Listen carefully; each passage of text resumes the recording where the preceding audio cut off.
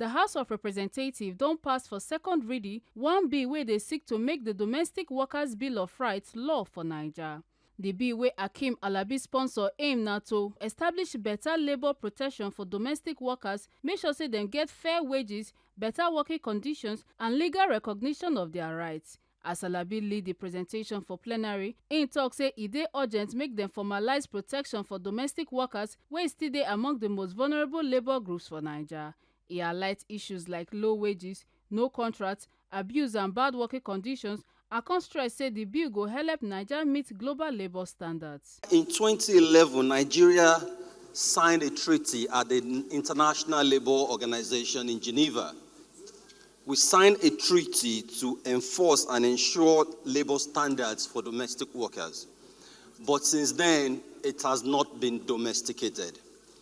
And for those of us that understand international relations, we know that Nigeria is a dualist state, which means that if we sign a treaty, before it can be enforced in Nigeria, an act has to be passed by this parliament. That is clearly enshrined in Section 12 of the 1999 Constitution of the Federal Republic of Nigeria as amended.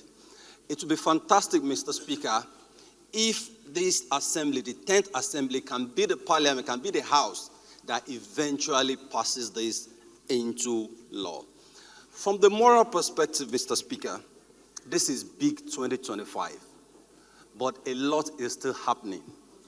Things that are happening by the so-called ogas and madams in various homes all across the country is similar to slave trade.